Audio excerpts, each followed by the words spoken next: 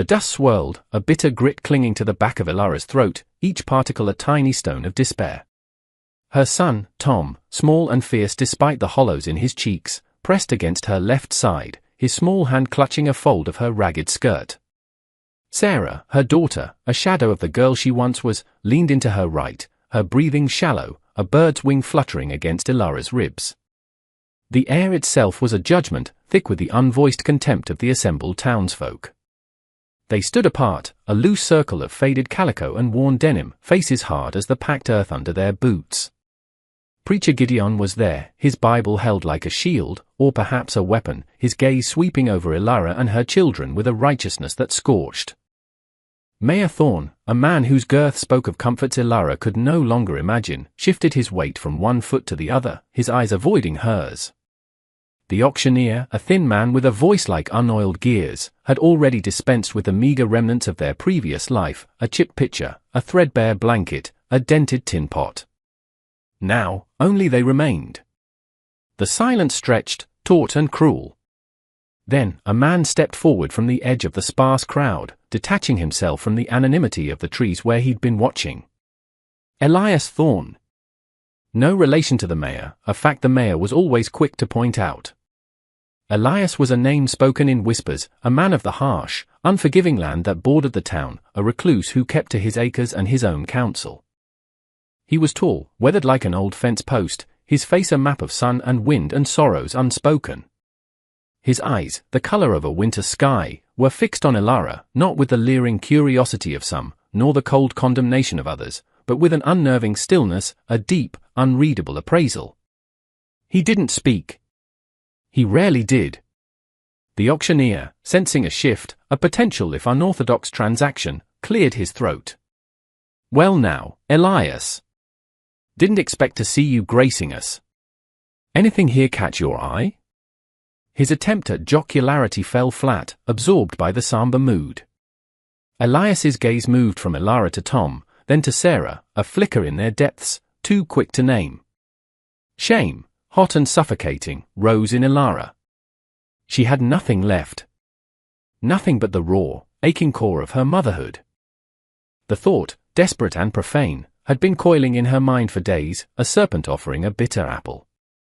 She looked at her children, at Tom's defiant chin already trembling, at Sarah's eyes, wide with a terror that mirrored her own. The wind, a mournful sigh through the pines, seemed to whisper the words for her. She took a ragged breath, the dust a familiar torment. Her voice, when it came, was a rasp, torn from a place of ultimate surrender. She looked directly at Elias Thorne, meeting that still, grey gaze. I belong to you now, Master, if you'll show my kids mercy. The word master was ash in her mouth, a degradation she offered up like a sacrifice. The assembled townsfolk stirred, a collective gasp, a rustle of shock and morbid fascination. Preacher Gideon's lips thinned, his hand tightening on his Bible. Mayor Thorne actually took a step back. Elias did not react. His expression remained unchanged, his stillness absolute. He simply looked at her, then at the children, his gaze lingering on their small, frightened faces. The silence returned, heavier now, pregnant with the weight of her words, with the unspoken futures hanging in the balance. Tom's grip tightened on her skirt until his knuckles were white. Sarah burrowed closer, a small, shivering animal seeking refuge. Ilara held her breath, her heart a trapped thing beating against her ribs. The sun beat down, merciless. The wind carried the scent of pine and dry earth and something else, something akin to a final, desperate prayer. Elias Thorne finally moved. He took a slow step towards them, then another. He stopped a few feet away. His eyes, those winter sky eyes, held hers. He didn't speak. He merely nodded, a single, almost imperceptible inclination of his head. Then he turned, his back to the stunned town, and began to walk towards the rutted track that led away from the settlement, towards the wild, untamed land that was his. He didn't look back to see if they followed. He didn't need to. Ilara let out the breath she hadn't realized she was holding. It was done. She touched Tom's head, then Sarah's. Come, she whispered, her voice still raw. We go with him. She didn't know if it was rescue or a different kind of ruin, but it was a step away from the open condemnation of the town. It was, for now, the only mercy offered. The journey to Elias Thorne's ranch was made in silence, a silence as vast and unyielding as the landscape they traversed. The track was rough, little more than 2 faint lines carved into the resistant earth, winding upwards into hills cloaked in sambar pine and skeletal aspen. Elias walked ahead, his stride long and unhurried, never once looking back. Elara followed, Tom's hand now firmly in hers, Sarah stumbling occasionally beside her, her small face pale with exhaustion and fear. The sun climbed, then began its slow descent, painting the western sky in hues of blood and bruised purple. The air grew colder, carrying the sharp scent of an approaching autumn. Elara's thin shawl offered little protection against the chill that seeped into her bones, a chill that mirrored the one in her heart. She watched Elias's back, the set of his shoulders, the way he moved with an economy of motion that spoke of long familiarity with hardship. He carried nothing but a small, worn satchel, yet he seemed to possess the very ground he walked upon. He didn't speak, not a word of guidance, not a word of reassurance. His silence was a heavy blanket, smothering the questions that churned within her. What manner of man was this? What did he expect of her, of them? The word master echoed in her mind, a brand she had seared upon herself. Would he exact the price of her desperate bargain? The children were near their limit. Tom, though he tried to be brave, stumbled more frequently, his small legs struggling to keep pace. Sarah's earlier whimpers had subsided into a weary, listless quiet. Elara's own body ached, her feet were raw, but she pushed onward, driven by the fragile hope that this path, however bleak, led away from a worse fate. As dusk deepened, casting long, eerie shadows that danced like spectres among the trees, they rounded a bend, and there it was.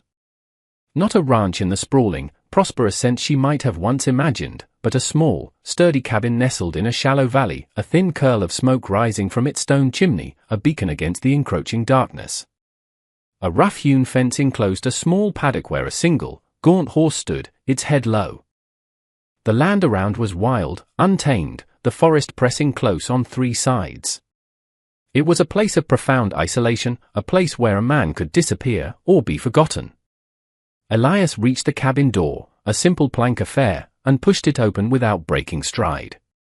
He gestured vaguely inwards, a silent invitation, or perhaps an order. Elara hesitated for a moment, peering into the dim interior. Then, with a gentle pressure on Tom's shoulder, she urged her children forward. Inside, a fire already burned low in a stone hearth, casting flickering shadows on the rough log walls. The cabin was small, a single room, sparsely furnished. A crude table and 2 benches stood in the center. A narrow cot was tucked into one corner, a pile of furs in another. The air smelled of wood smoke, old leather, and a faint, lingering scent of something else, herbs, perhaps, or dried flowers, a ghostly trace of a life lived here before. Elias moved to the hearth, adding a few small logs to the fire. The flames leaped, momentarily illuminating his face, revealing lines of weariness, of a sorrow so deep it seemed etched into his very bones.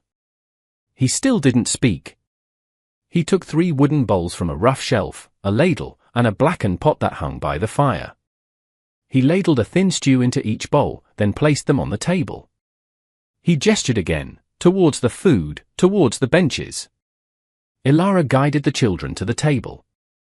They ate in silence, the only sounds the scrape of spoons against wood, the crackle of the fire, the mournful sigh of the wind outside the cabin walls. The stew was simple, broth, a few vegetables, a hint of wild game, but it was warm, and it filled the aching emptiness in their stomachs. Elara watched Elias. He ate slowly, methodically, his gaze mostly on the fire. He seemed oblivious to their presence, yet his actions, the fire, the food, were a form of communication, a stark, practical provision. When they had finished, he took their empty bowls without a word, rinsed them in a bucket of water by the door, and set them aside. He then indicated the pile of furs. For them, he said, his voice raspy from disuse, the first words he had spoken directly to her since his single nod in town. It was not unkind. It was merely a statement. Ilara settled the children onto the furs. They were exhausted, asleep almost before their heads touched the soft animal skins. She pulled a ragged blanket from the pile over them, her hand lingering on Sarah's hair, then Tom's small, clenched fist. She turned back to the room. Elias was already on the narrow cot, his back to her, a still shape under a dark blanket. The firelight played over the rough walls, the deep shadows. She was alone with this silent, enigmatic man, in this isolated cabin, her future an unwritten page. She didn't know what the night would bring, or the dawn. She only knew the cold knot of fear in her belly, and the fading warmth of the fire. She didn't flinch. She sat on the hard bench, her back straight, and waited for morning, a sentinel guarding her sleeping children in the heart of an uncertain wilderness. The days that followed settled into a rhythm dictated by the sun and the needs of survival, a rhythm measured in silence and unspoken understandings. Elias Thorne rose before dawn, the faint sounds of his movements, the stir of ashes in the hearth, the creak of the door, pulling Ilara from her light, watchful doze on the hard bench. He would already be gone when she coaxed the children awake, tending to tasks beyond the cabin's immediate orbit, checking snares, mending fences, or simply disappearing into the vast, indifferent wilderness that was his domain. He left food, a hunk of dark bread, a piece of dried meat, sometimes a small pail of goat's milk from a scrawny animal tethered behind the cabin. He didn't speak of it. It was simply there. Ilara, in turn, began to impose a fragile order on their corner of the small cabin. She swept the packed earth floor with a crude broom she found propped outside. She aired the furs in the thin morning sun. She washed their few clothes in the icy stream that ran near the cabin, her hands turning red and numb, the fabric freezing stiff as she hung it on low branches. The children, after the initial shock and terror, began to explore their constricted world with the resilience of the young. Tom, his initial defiance slowly giving way to a cautious curiosity, would watch Elias from a distance when the man was near the cabin, his small brow furrowed in concentration. Sarah, quieter and more timid, clung to Ilara's skirts, but her eyes, large and observant, missed nothing. She would collect smooth stones from the creek bed, arranging them in careful patterns on the cabin floor, her own silent language. Communication with Elias remained almost entirely nonverbal. A gesture towards the woodpile meant it needed replenishing. A glance at the water bucket was a request for it to be filled. Ilara learned to read these subtle cues, to anticipate his needs, moving quietly about the tasks that seemed to fall to her. She mended a tear in his rough wool shirt, using a needle and thread she found tucked away in a small wooden box, her stitches neat and even. When he returned that evening, he picked up the mended shirt, examined the stitches for a long moment, his expression unreadable. He didn't speak. But the next day, a small, slightly dented tin of tea leaves appeared on the shelf. Ilara felt a strange warmth spread through her chest, a feeling so unfamiliar it was almost painful. It wasn't kindness as she had ever known it, not soft or effusive. It was a practical acknowledgement, a stark reciprocity. He provided, she contributed. The balance was harsh, but it was there. She found a small, neglected patch of earth behind the cabin, choked with weeds but showing signs of past cultivation. Hesitantly, she began to clear it, her hands raw from pulling at the stubborn roots. Elias watched her one afternoon, his arms crossed, leaning against the cabin wall. He didn't speak, didn't offer to help, but he didn't stop her either. The following morning, a rusty hoe and a small, pointed spade lay beside the cleared patch. Ilara's heart gave a small, unsteady leap. She worked the soil, the rhythmic chop of the hoe a counterpoint to the sigh of the wind in the pines. Tom, emboldened, began to help, his small hands pulling at the smaller weeds, his face serious with purpose. Sarah sat nearby, arranging her stones into the shape of a flower. The land was hard, unforgiving, but it yielded.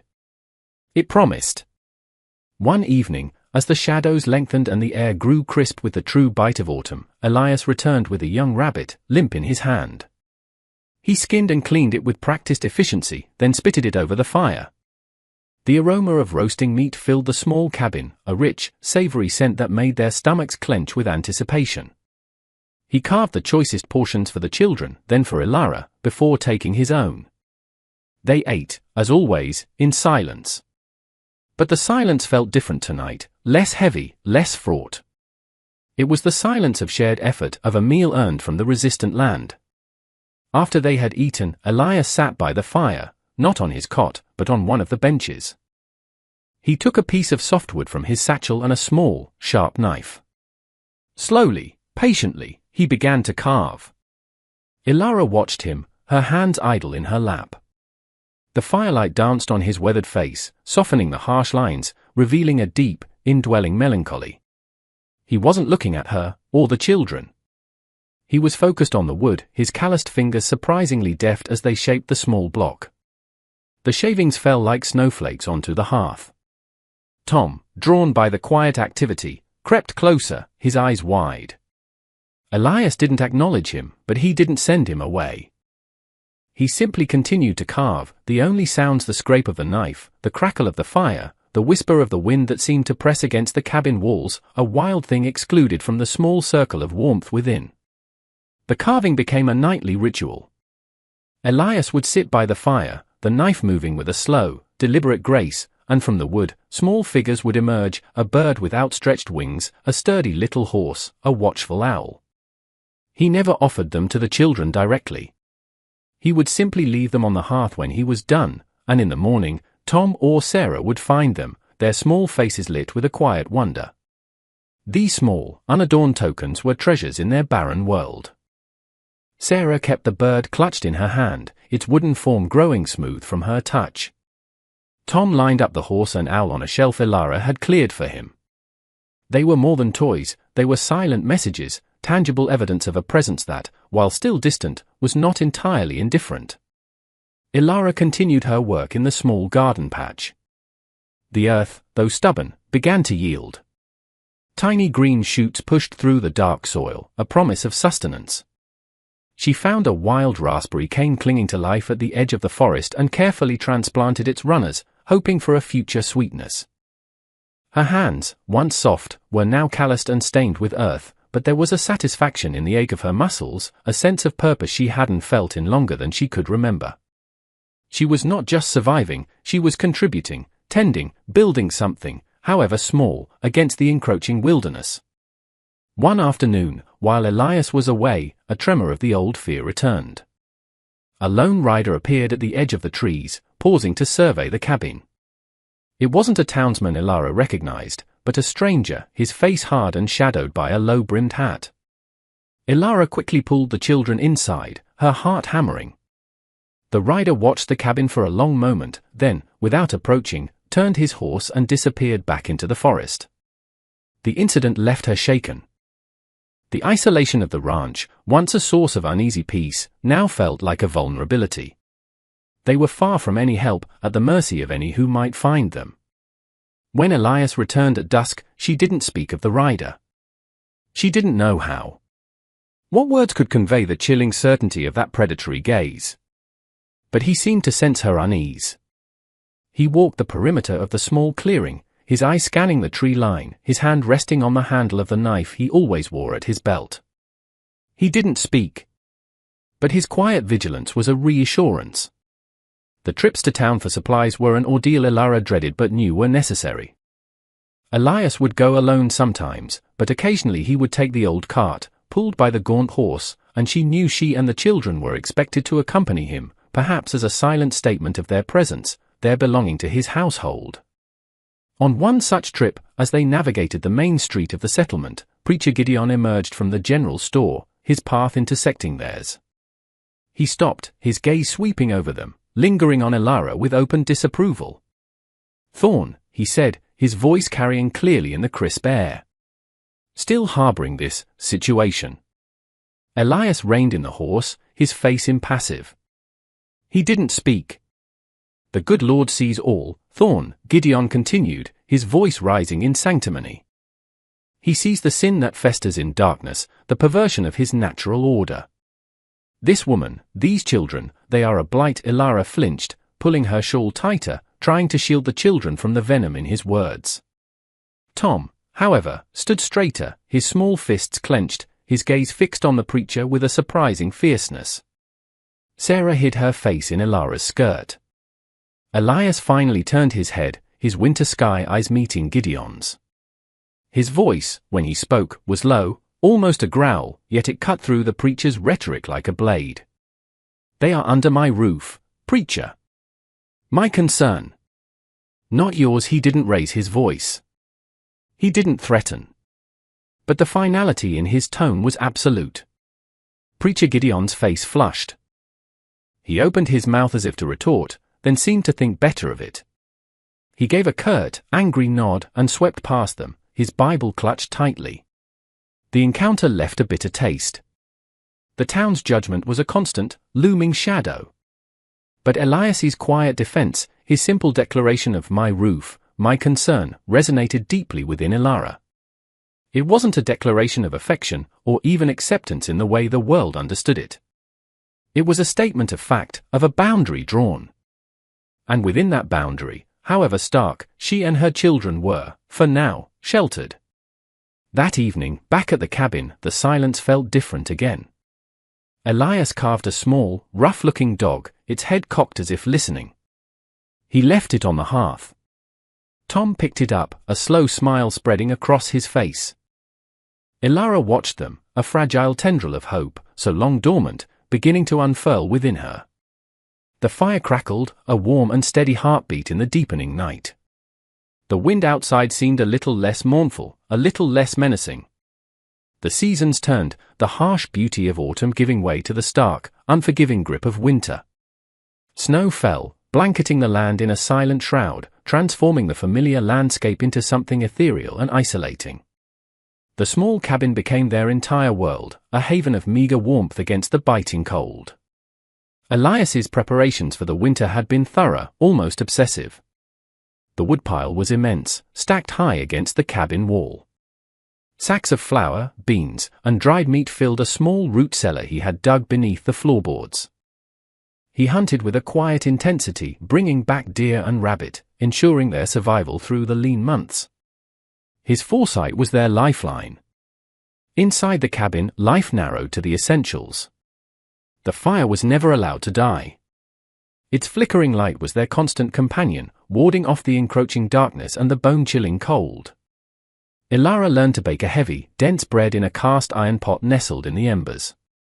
She mended their clothes, patching patches, her fingers growing nimble despite the chill that always seemed to linger in the corners of the room.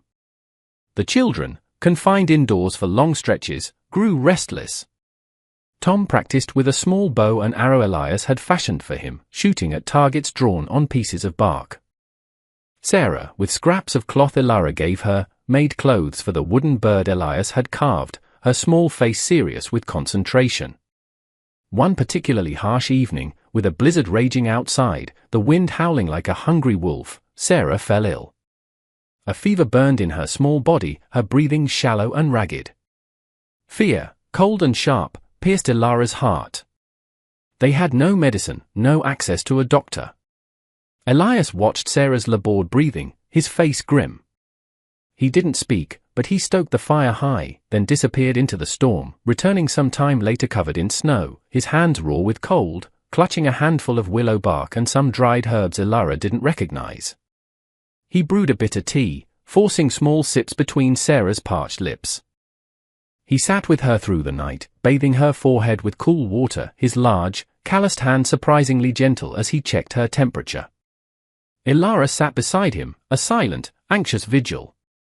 In those long, dark hours, watching him tend to her daughter with such focused, unflinching care, something shifted definitively within Ilara.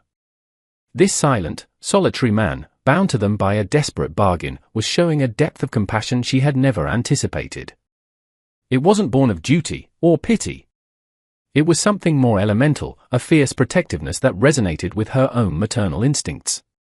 By morning, Sarah's fever had broken. Her breathing was easier, her color returning to normal. Relief washed over Ilara, so potent it left her weak.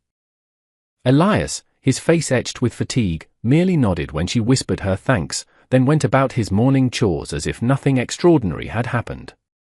But it had. A bond, forged in shared hardship and silent care, had deepened. It was unspoken, yet undeniable. As the winter progressed, Ilara found herself observing Elias more closely, noticing the small things, the way his eyes would soften almost imperceptibly when Tom managed to hit a target with his bow, the slight hesitation before he ate, as if ensuring they had enough. She saw the deep lines of sorrow that framed his mouth, the haunted look that sometimes flickered in his eyes when he thought no one was watching. She knew, without words, that he carried his own profound losses.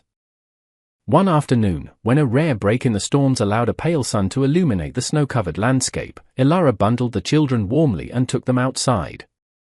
Near the edge of the woods, under a tall, solitary pine, were two simple wooden crosses, weathered and grey. Elias's wife and child. She had sensed their presence long before she saw the markers. She stood before them for a long moment, the children quiet beside her. She didn't know their names, their stories. But she felt their ghosts, a silent testament to the grief that shaped the man who had given them shelter. She reached out and brushed a dusting of snow from one of the crosses. It was a small, instinctive gesture of acknowledgement, of shared humanity. When they returned to the cabin, Elias was there, mending a snowshoe. He glanced at their snow-dusted clothes, then at Ilara's face. His expression was unreadable. He didn't speak. She didn't speak. But a silent understanding passed between them, a recognition of the sorrows that lay buried beneath the snow, and the fragile lives that persisted above it. The long winter days were punctuated by small, almost imperceptible shifts. Tom, growing bolder, started to follow Elias on his shorter treks, learning to read tracks in the snow, to identify the calls of winter birds. Elias didn't explicitly teach him, but he allowed the boy to accompany him, answering his occasional questions with curt, practical explanations. Sarah, her shyness slowly receding, would sometimes hum softly as she played, a tentative melody in the quiet cabin. Ilara herself began to feel a sense of belonging, not to a master, as her desperate words had proclaimed, but to this place, to this small, unlikely family forged in the crucible of hardship. The fear was still there, a low hum beneath the surface, but it was overlaid now with a fragile sense of security, a quiet defiance against the harshness of the world. The fire crackled. The wind soughed through the pines. And within the small log walls, for lives, once broken and adrift, were slowly, painstakingly, beginning to mend. The thaw came late that year, a slow, reluctant surrender of winter's icy dominion. The snow receded, revealing the bruised and sodden earth, and the streams swelled with meltwater, their voices loud and insistent. With the returning warmth came a renewed sense of unease. The isolation of winter had been a shield, the open paths of spring felt like an exposure. The town, and its judgments, felt closer. One morning, Mayor Thorne himself rode up to the cabin, accompanied by two grim-faced deputies. He didn't dismount, his bulk considerable on the sweating horse. His gaze swept over the cabin, lingering on Ilara as she stood in the doorway, Tom and Sarah half hidden behind her skirts. Elias emerged from the small barn where he'd been mending harnesses, his movements unhurried, his face a stony mask. "Thorne," Elias said, his voice flat. It wasn't a greeting. "Elias," the mayor replied, his tone officious. "We've had concerns. Reports. About this woman. About the children." His eyes flicked towards Ilara, dismissive and accusatory. "Preacher Gideon speaks of unnatural living. Of a situation that cannot be countenanced by a decent community." Elias stepped forward, placing himself between the mayor and the cabin door. He didn't speak, merely stood there, an immovable object. His stillness was more potent than any threat. "The council has decided, Elias," the mayor continued, his voice taking on a harder edge, though a flicker of uncertainty showed in his eyes. "For the good of the town, and for the welfare of these children, they need to be relocated. Placed in proper care, proper care." Ilara's voice, when it came, startled them all, including herself. It was stronger than she expected, raw with a fury that had been simmering for months. She stepped out from behind Elias, pushing the children gently behind her. "You call the scorn of your town proper care? The starvation you offered us?" Mayor Thorne looked taken aback by her outburst. "Now, see here, woman, no, you see," Ilara interrupted, her voice gaining strength, each word fueled by a protective fire. This man, she gestured towards Elias, took us in when your town would have seen us perish or be sold like cattle. He has sheltered us. He has fed us. He has shown my children more kindness than they have ever known from your decent communities. Her gaze swept over the deputies, then settled back on the mayor, unwavering.